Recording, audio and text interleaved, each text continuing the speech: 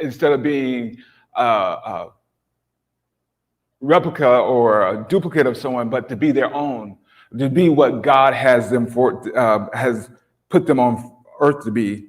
The other thing is to provide security, not just physical, but emotional security, so that they will feel safe wherever they are, safe within themselves, but also emotionally safe, that that they for instance, they feel comfortable enough to come to us with any issue versus hiding it, or feeling insecure, feeling inadequate. But you never know what's on the child's mind. That they feel that they can't come to us and talk to us about it. We should be able to come to our Father as our Heavenly Father. We should be able to come to Him with anything, and talk and work it out. The other thing is to affirm potential, to encourage them to live up to their potential. So the question, what's on a father's mind? What do we want as fathers for our children? We know we want the best. We want the best for them. We want them to have all that their hearts desire. We want them to have the abundance life, their overflow life. We want them to prosper. We want them to we want all their needs to be met and their wants. God is He's a great example of what fathers should be. God has showed us His temperament, as in, like, He is patient with us.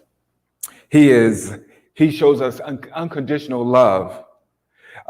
He sacrificed for us.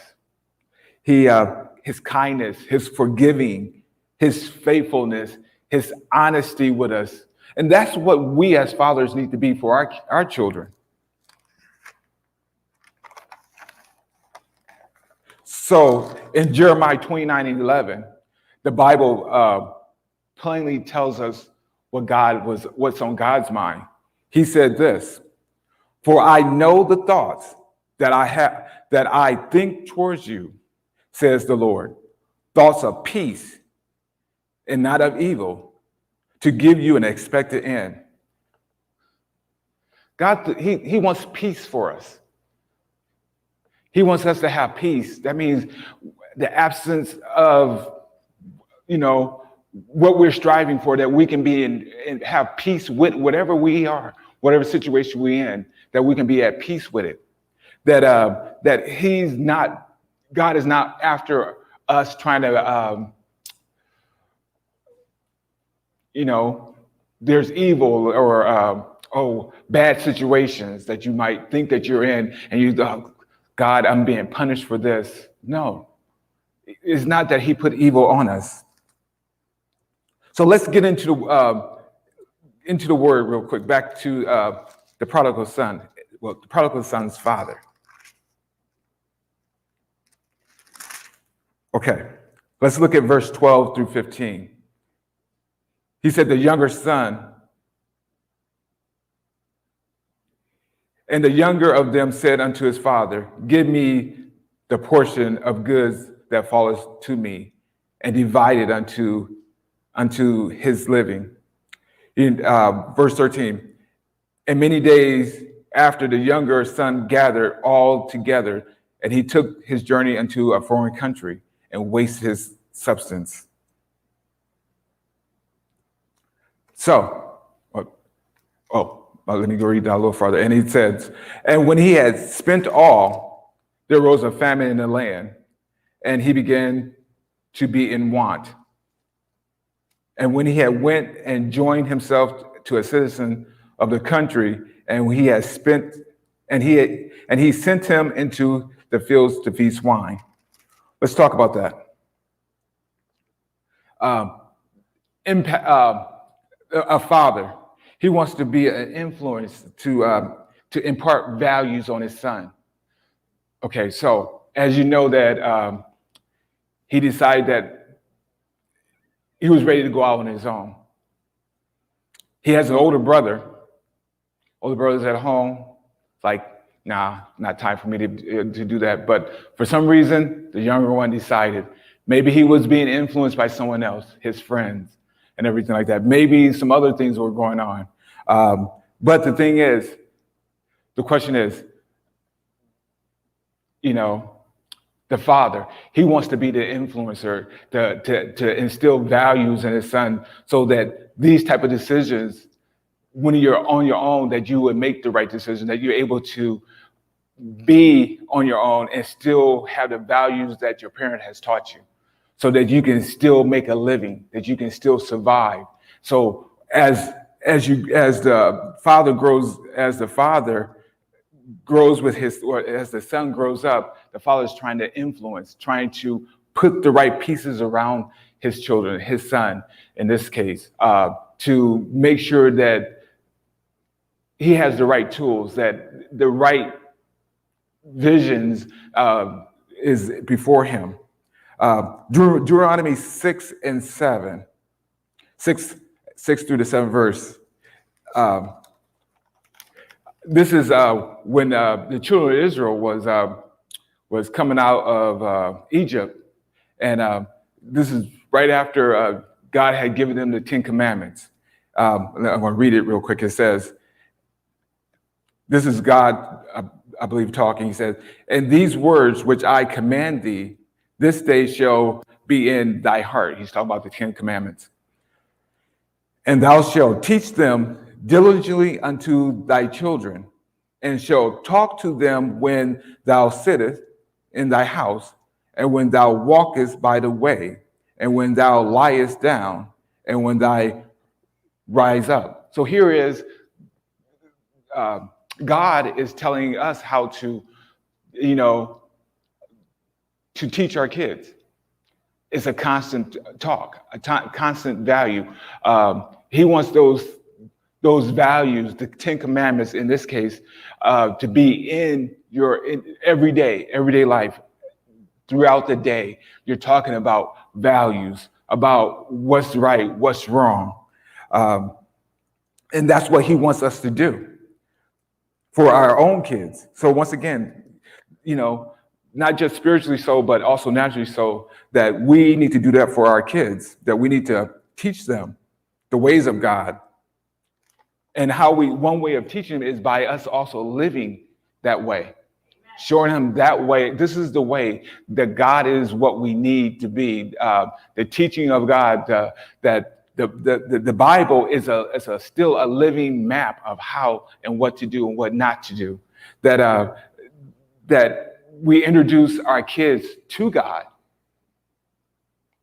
introduce our kids to Jesus, so that they will, even when we're not here, they have someone that can influence, that the words that we have taught will resonate, that will come back to them when it's time.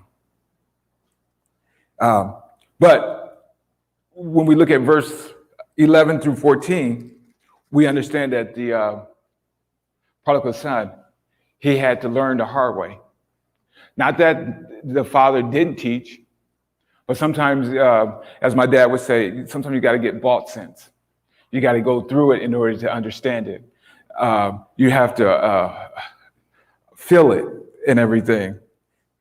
So the question is, and then when you look at verse 15, 15, verse 15, here he is, he's of a Jewish faith. And of course, we know that Jewish faith, they do not deal with anything of swine. So here is the prodigal son. This is after he lost all his money. And here he is, he's at his low. He's feeding the swine. He's feeding something that he doesn't touch, he doesn't eat. And actually, now he's actually eating what they're eating, the husk, because he is that hungry. Now he's in want. But sometimes that's the good thing that happens. Once you get to the bottom, you can remember what your parents has said, because this is where he needed to be. Because in verses 17, he talks about his father. He talks about what his father's servants have, how much they have and how much they have to spare. Now he's revisiting the lessons, the values that his father has placed in him. So now he's able to remember. Proverbs 22:6, it says, train up a child in the way he should go, and when he is old, he will not depart from it. So now we know the father did teach, because now it's coming back to the son. Sometimes our kids have to go way away from us, way away from our teaching, just to come back. And once again, sometimes you have to learn for yourself that what dad is saying, what father is saying, is not old school. It's not out of date. It's something that's current, something that will resonate throughout your whole life, that you'll be able to get, that you'll be able to use, and everything like that. So as you can see, verse 17 and 20 through 20, the prodigal son eyes is open. His eyes are open to what's going on. He sees it now, and he's making up his mind. He's making up his mind to what? To go home, because he knows there's a better place. So when we are at our low,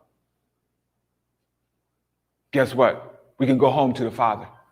There's a place that is not too late, that he loves us enough that he's willing to forgive.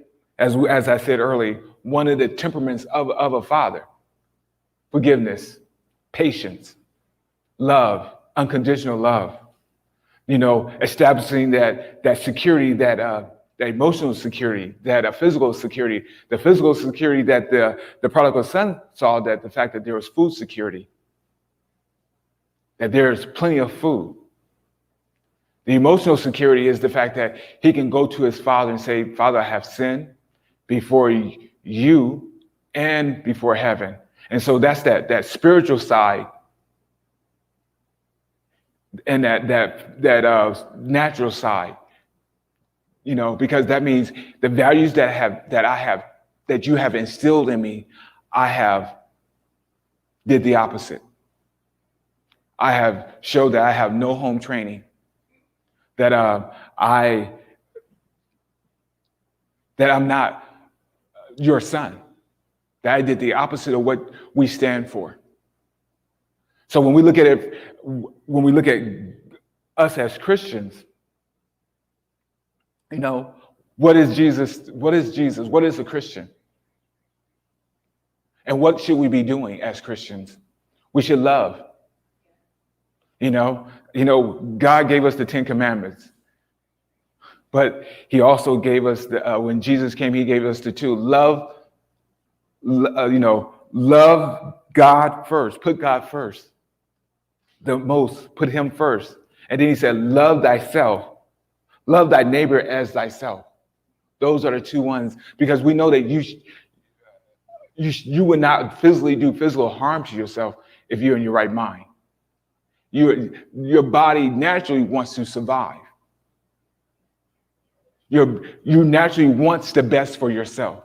You're not walking around, I want the worst. I want to break my legs, or I want the worst disease. I want to be disfigured. No, you want the abundant life. So with that being said, this is what you want for your child. So here we are now. We're in verse 22. At verse 22, actually, let's go a little further. Let's go back up. Where it says, verse 20 says, and he arose, this is the son, he arose and came to his father. So he made the journey back from the foreign country close to his father now. He said, but when he was yet a great ways off, his father saw him and had compassion. We're talking about that love and kindness, that in spite of whatever he had heard, that whatever his son had did, he saw his son coming back, open arms. As a father, when our children do the opposite of what we want them to do, we still want to welcome them back with open arms. We want them to know that it's safe to come home. That no matter what you do, what you did, is okay. You're still my son. And spiritually so, Christ, he died for us. He said he's married to the backslider. That he has open arms, that he forgives, that, you ask for forgiveness and it's gone. It is wiped. And as fathers, this is what we need to be also for our children. We need to forgive. Let it go. Open arms. So that emotional security for them to be that they can come home.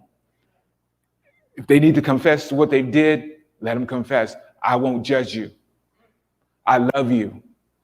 In spite of yourself, I love you. And so these are the things that we need to make sure that we do have for our children. We have to make sure that we have the proper influence, help with influence our children, to impart the values that we want them to have. We want them to have good Christian values, that we want them to be honest people, that we want them to be loving, forgiving, helpful. We want them to be all those things because we want them to be a representation of Christ. Hopefully we are also ourselves. So we want them to be better than we are. So we're going to instill those type of things. The other point was to confer healthy identity, making sure that they know who they are and who they belong to, that they are a child of a king and they should act like a king. That they know that you are my son. As we put on some of our firstborn or one of our kids, that our namesake, my son, his name is Charles Edward Greer Jr. He's my namesake and everything. And true, I have two sons. I want the best for both. But I'm letting you know that you have my name to carry it forward, to be the best. So wherever I came short, I want you to do better. That's what we as fathers want, that healthy identity, to provide physical security, emotional security. Did the prodigal son father do that? Yes, because he was able to come back. His son was able to come back. His son felt free enough to be able to tell his father, I have sinned. I sinned before God and before you in your sight. And he felt that he was no more worthy to be called his son. What did the father do? In verse 22, he told his servant to bring forth the best robe, put it on him, put a ring on his hand, and put shoes on his feet. You know why? He's restored him that, you're not a servant. You are my son. You have everything that my son would have, that you're no different from my other son. By putting that ring, it lets him know that you are a part of this family, that you are a son of this family. By putting the robe on, the best robe, which would be his robe, is that I restored you all the way, that you are part of this family. Shoes on his feet. Because more likely, probably everyone didn't wear shoes. But the level of where they at, their influence and their monetary level, they had all these things. It'd be different. It'd look kind of strange that I have two sons. One's dressed in fine clothes and the other one's in rags. Well, you wouldn't do that with your kids, would you? Dress one way, dress the other, one in new clothes, one in old clothes. I remember how we would go to my parents when we would go shopping. If one got something, we all got it. And it was 5 of us. Can you imagine? So when it's time to get shoes, we all got shoes. When it's time to get clothes, we all got clothes. It wasn't going to be like, no. Especially when we was young. When we got older, it's a little bit different. But as young kids, young impressional, as in elementary age, this is how it went. So that there was no favoritism. We was all equal. We was all Greers. And that's what we want. And that's what the father of the prodigal son was saying. I have 2 sons. Yeah, you might have lost some things, but I have enough for you to restore you. And we should, if our children go astray, that we should restore them back. As the Father did for us. When we sin and we ask for forgiveness, he restores us back. So as I close, fathers, we should make sure that we instill those values in our kids, but also that we should make sure that they know God, that we introduce them to God. Not, oh yeah, you go to church. No, we want them to have that personal relationship with him, not a relationship through us. They come to us. Oh, can you pray for me?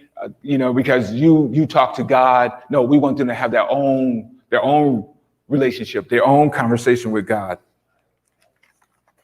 We want to make sure that that no matter what, we know that we cannot always be with our kids, but we know that God will and can. We know that promotions comes from him. So we know that the desires of their heart is through that relationship with God, that he can provide. He said, is it John? He said, I know it's Philippians 4:13, I believe, is that I can do all things through Christ who strengthens me.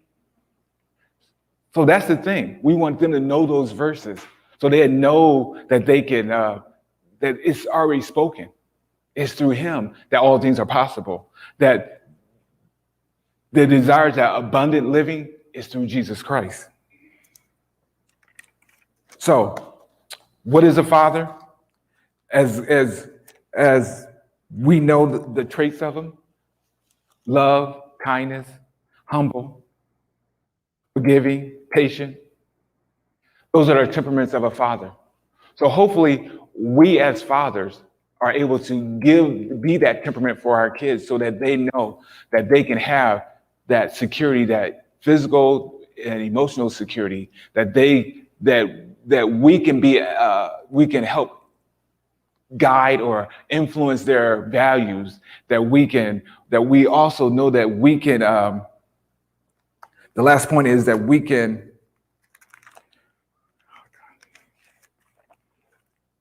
affirm their potential. Because that's what we want to make sure, that we show them that there's nothing impossible for them. That they can dream their dreams. That they can be all they can be. That there is a God out there that can help them through anything, any issue. If they can't come to us, there's someone they can go to immediately throughout whatever situation they're in, that he's always with them, that he's always with us. As Abraham to Isaac, the God of Abraham, the God of Isaac, one and the same, the God of Jacob. So they know that the God of Charles can be the God of Kalia. We have the same God, that what you've seen him do for me, he can do for you. That he can guide me through whatever I need to get through, that he can do the same.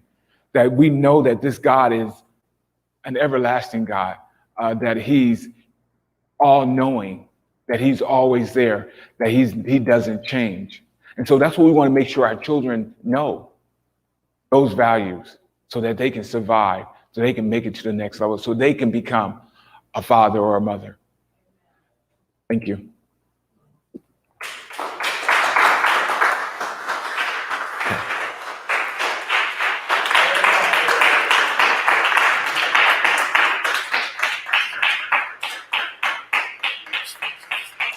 So the doors of the church is open. So anyone, please stand. Anyone for prayer or anyone want to dedicate their life to Christ? Any things that you want to be in prayer with? Someone to pray with you with? Okay, I see none. All right. It is offering time. So as we stand.